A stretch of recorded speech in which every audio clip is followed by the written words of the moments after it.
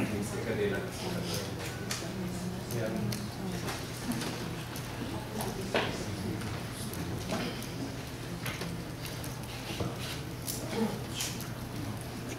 Jaz imam še eno vprašanje, v bistvu za mnenje, tako iz vidika prevajalcev, kot tudi poslanca, na stanje angleščine v bistvu v Evropskem parlamentu, ker danes že v bistvu večina, ker dobro govori angleški jezik, ko se mi zdi, da tudi govor je, posebej pri konferenčnem tolmačenju, je v angleščini in recimo za nadaljnje prihodnosti se sploh, recimo, ali se bolj splača investirati v kakšne bolj eksotične jezike, kot ne bližnjo vzhodne, arabščina, karkoli, kuk je več kakšno to stanje.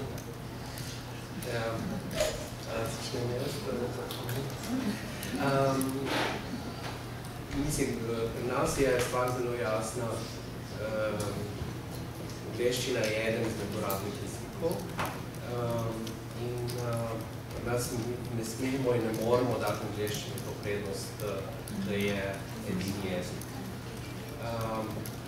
Tudi, če se napiše največ na tem jeziku, kolegica po tolmačenju, oziroma jaz bi že pa rekel, da napiše vse, ampak se pa vedno vsi tisti amadmaji, tista navodila, ki je pa zelo velik del, se ne napiše, se napiše v drugih jezikih. Ampak je, za nas je zelo zakonsko to, ker moramo narediti vseh ostalih jezikov. Sploh ni debate. In je zato angleščina pač samo izborni jezik. In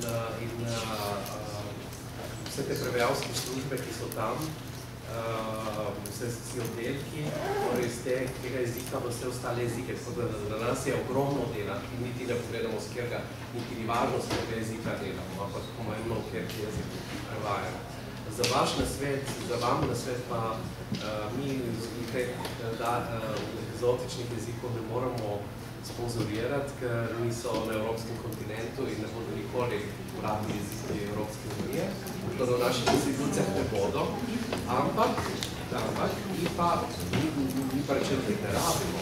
Mi že zdaj imamo tudi arabščino, kot eden izmed pomembnih jezikov, imamo tudi, kako sem že prej kolegica omenila, delegacije poslancev, ki imajo to stike z vsemi možnimi regijami sveta in ko so te skupne konference na različnih kontinentih, mi pošljemo poleg tolmačemo vedno ekipo tudi prevajalcev in takrat je zelo dobro, da poznamo te jezike.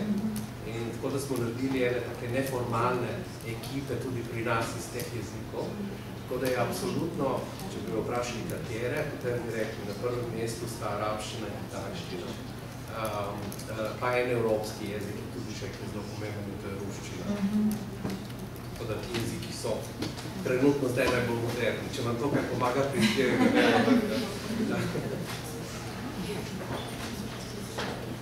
Jaz se strinjam s tem odgovorom na koncu, da tudi prej govoril, da se ta razmerje v svetu spreminjajo, tudi gospodarsko postajajo te države, še katera druga poleg teh, ki so omenjene, Indija, Iran, Brazil, močne države in jaz mislim, da je pri vašem poklicu poleg tega evropskega bazena evropske inštitucije zagotovo prostora v teh recimo nišnih priložnosti, kjer je mogoče celo manj, kot je zagotovo pa slovenščina, angleščina, potem naslednji jezik. To se mi zdi, da je potrebno za poiskati podatek, je mogoče vedeti spet na to na eni demografski konferenci. Evropejcev nas bi bilo 2060 še samo 570 milijonov, v Afriki pa od današnje milijarde 204 milijarde. Spravo svet se zelo spreminja in tudi na tem področju je potrebno se prilagajati, kot se moramo na vseh ostalih jezdnevno. For the DG interpretation and conferences, it is very similar as for the DG translations. It's true that English is used very frequently, but it is not a main language, it is one of the official languages. Anyway, if you wish to apply for accreditation tests, you will see the accreditation profile and then we concentrate on 5 languages. It is first and foremost important to learn English, French and German, and then Italian and Spanish. And these are the most used languages which we have. So these are the most used languages for which you will be recruited in the European Parliament. It is useful to have another language as well, but it will not help you to be recruited more for the European Parliament. If you have these 5, or at least the first 3 of them, you probably will be called often. As to the Arabic, Chinese, Japanese and other languages, or Russian, yes, they are interesting languages from time to time, but I'm not aware that there would be a bilateral Slovene Chinese or Slovene Japanese or something like that. And if there is a delegation or a meeting with MEPs who need Chinese or Japanese or Arabic interpretation, there usually is anyway English or French or German included as the pivot booth, because there will definitely be some MEPs from those languages as well. There will be French and English and German and other MEPs. Probably it will be only Chinese and Slovene. So there will be those pivot interpreters who will help you with interpretation from Chinese into English or into German or French. And of course, for DG translations, we cannot support you while you are learning Chinese or Japanese or Arabic for these exact reasons. Only for the languages of EU, and then we have selected a few of them, a limited number, due to financial constraints and due to our need to be really resource efficient. So it helps. Ja, jaz imam eno vprašanje znova za gospoda Varkarja, omenili ste, da ste izredno kreativni, ustvarjalni iznajdete nove besede, ko se trudite, da bi opisali nek pojem, nek pojav. Me zanima, kaj počnete potem s temi besedami? Se to recimo sprotno opisuje v neko bazo, imajo te besede potencial, da postanejo enkrat leksikalizirane kot stalna, ali mislite, da so to prehodne besede, ki so zgolj od vse pojava, recimo določenih finančnih schem, ne vem, kakšne imate izkušnje na tem področju? Mislim, da je oboje, sigurno je oboje. Zdaj nimamo sicer postopek tak, ki je zelo discipliniran in je treba iti skozi več faz, preden se to besedo validira v naših sistemih. In tudi so določene besede, ki jih mi sicer vidimo v našem internem jate, ampak niso še javne. Dokler ni prav v vseh kontekstov, vseh sobesedil ali pa vseh mnenj, ki bi to validirali na tak nivo, da bi postale javne. Sicer včasih prehiti naš prevod in je potem že javno dostopen in se že vidi to besedno lahko. Ampak potem je, kot si bilo že omenjeno dosti krat, jezik je živa stvar in jezik včasih kakšno stvar spredi, včasih ne. Jaz recimo se spomnim, ko je prvič šla beseda ven zgoščenka. Mislim, da je bila tako smešna, da je tako čudna vsem nam, da ravno zaradi tega pojava je postala tako domočena. Zdaj mislim, da je čisto normalno, če kdo reče zgoščenka. Ampak na začetku si mogoče ne bi predstavljali nikoli, da bomo rekli zgoščenka. Ampak ravno zaradi tega, ker je bila ta efekt mogoče smešnosti, je postala in mogoče tudi to je razlog. Je pa res, da ene stvari so pa omejene na zelo oske kroge in da se samo tam to uporablja. Tako lahko rečete, da se vedno podaš pred časom. Ja, mogoče pa res. Da imate določene skrivnosti že. Ja, mogoče pa res.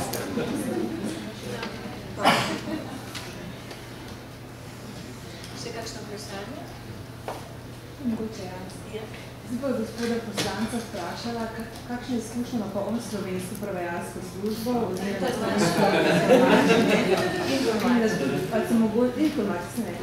in da sem morda kdaj znajdel v situaciji lost with translation. In sploh kaj bi svetoval bodočim tolmačem in prevajalcem, kot uporabnik Smisel zaključiti za malo, jaz moram, sem zelo zadovoljen s to službo. Tako kot vsi ostali, imate tudi vi zelo natrpan urnik. 5 minut je treba zelo prositi, da se podaljša, kar je logično, ker je treba iti drugam. Včasih pogrešam na katerem odboru, tako da danes sem dobil ta poduk, da moram pozvati in bom prosil za to. Sicer pa moram reči, da sem vzel na besedo, da odlično pravite svoje delo, da vas je res veselje spremljati in je prav sem vseljem pogledal proti te 20-ki, ko pridem na kakšen prostor, ste notri, niste notri in da vas potem lahko tudi sledim v svojem jeziku. Čestitke, hvala. Kaj pa z dokumenti? Mogoče samo poezdijo. Studenti ne vejo, kaj je. Tako na specifike zmišljujemo mi na novo. Po vrsti, kot jeziki prihajajo, smo mi pod številko 20. S Slovaki nas zamenjajo, ker so 19. Kot vidijo naši obiskovalci, kaj je to slovenčina, kaj je to slovenčina. 20 in je 25 je pa že zakaj uporabljajo za srpski jezik. Včasih pri kakšnem prevajanju, tako da to je to, kaj prej bilo vprašanje.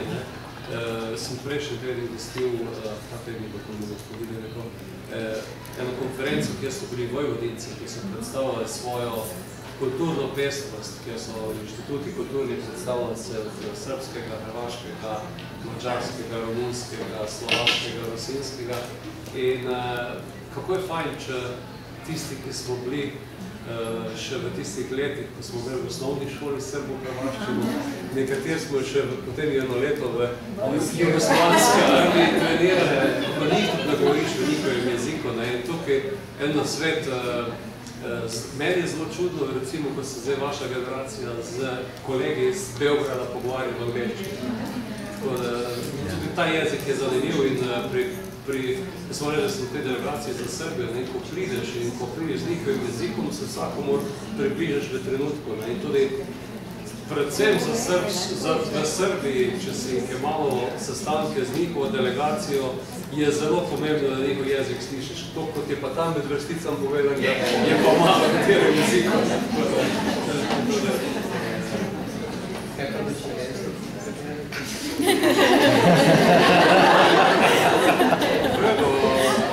Pogrešam včasih pri amadmaj, ker je, vi ste prej povedali, da morate zelo, da je tudi hitrost pomembna. Da je tudi pri meni pomembna hitrost. In to vedno kombiniram tako, da če je v slovenskem jeziku, sem amadmaj in angleščin, da imam vedno slovenski prevod, potem pa še original pa angleščina, da tako da...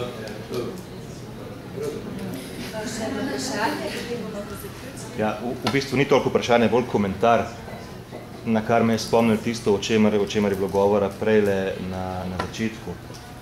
In sicer, jaz sem tolmač mimogrede v svobodnem poklicu, delam veliko tudi za Evropski parlament. Ena stvar, ki bi vam jo položil na srce, je ravno ta intelektualna radovednost, ker znanje jezikov je že sine qua non. To, da ti znaš jezik odlično, da znaš tolmačiti, to je samo vstopnica, samo ključ, s katero vrata odkleneš. Da boš pa preživel potem noter v tej sobi, v katero vstopaš, je pa treba ogromno stvari vedeti in ravno pri tolmačenju vnaprej. Pri prevajanju mogoče imaš ta luksus, da če ne veš, hitro malo posurfaš, prebereš kakšen časopis in tako naprej, pri tolmačenju je pa tu in zdaj. In čez 5 sekund si zamudil vse. In zato je, glejte televizijo, poslušajte poročila, jutranji program na ne vem, kjer vse kanalih, ki so na voljo, čisto v naših časih ni bilo, in investirajte v to, ker se res splača.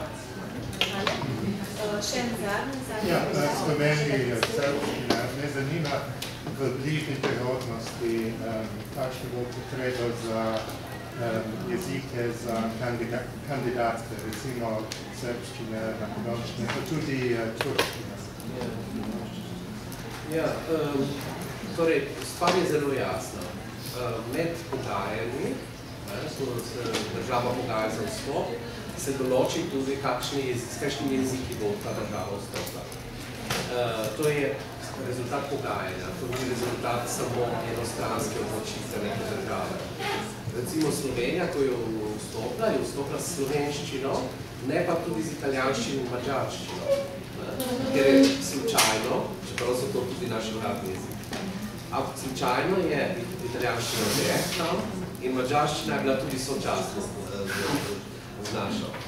Medtem ko pa za te države, ki so zdaj kandidatke, seveda zdaj se o tem pogovarjajo, danes jutri sem slišal, da tudi s Turčijo bodo zdaj pospešili to pogajanje. Tako da turščina sicer ni samo v Turčiji, tudi na Cipru, tako da ne vemo, kako bo. Ampak mi dobimo rezultat. Mi kot administracija, mi dobimo rezultat. In nam bodo rekli, recimo, Srbija bo vstopila s srbščino. Črnagora s črnogorščino, verjetno, ne vem, isto kaj še ta rezultat pogajanja. In mi to sprejemo in tudi ta različica bo na vseh možnih portalih in tiskanih bo v teh verzijah, ki bo nosila oznako, verjetno SR. Ampak kako bomo organizirali to delo v naših oddelkih, je pa naša stvar. In o tem pač se bomo pogovarjali, ko bomo to organizirali. Tako da nimamo še nobenega podatka, da bi kdaj bo to, ampak ponavadi začnemo z novim jezik uvajati najmanj 2 leti pred. Recimo s hrvaščino smo začeli 2010, ampak 2010 so bili že ljudje tam. Vsi izpiti, selektivni postopki so že bili 2006 do 2008 smo že bili. Tako da je po tem univerzah je treba že vse to narediti. Tako da je kar dosti let prej. Zdaj bomo recimo s to irščino, ko sem preomenil, ko se razširja irščina mogoče bo se razširila na vse so zakonodajo. Tako da takrat, če bo to res, potem moramo že zdaj začeti, če bo to leta 2022. Tako da, kar nekaj let. Ja, najlepša hvala za informacijo. For the interpretation, we have procedures set for the non-EU languages. So there are procedures specific for those languages, for how to add them, what exam to follow, and so on. But it differs. Torej, najlepša hvala za pozornost, hvala lepa za sodelovanje v raziskavi in pa mislim, da nas želi Ada povabiti. Ja, še preden bo to naredil, Jane Kosilo na vsak način. Marja, hvala lepa tebi in tvojim gostom za tole res zanimivo okroglo mizo in hvala lepa tudi naši kolegici Heleni Bifel-Dorfman za prijazno tolmačenje. Kot veste, popoldanski del nadaljujemo v sekcijah, v prevajalskih in tolmaški delavnici. Ob 2 bi začeli, jaz mislim, da bomo imeli čas, da začnemo točno. Preden se razidemo, ker takole skupaj pa ne bomo več, pa mi dovolite, da se prav iskreno zahvalim Evropskemu parlamentu, ki je ta dogodek pravzaprav finančno omogočil. Gospe Karmen Bučar z informacijske pisarne, tukaj v Ljubljani, gospe Tadej Tomčič, vodi slovenskega prevajalskega oddelka v Luksemburgu. Z njima 2 smo bili v stiku že vse od srede julija letos, ko smo osnovali tale dogodek. Rada bi se zahvalila tudi vsem, ki ste mi pomagali na oddelku pri tem dogodku, še posebej svoji kolegici Mojci Šlamberg-Breza, ker je morala kar parkrat izskočiti in to hitro in učinkovito. Zdaj pa vabim na posilce, tudi študenti.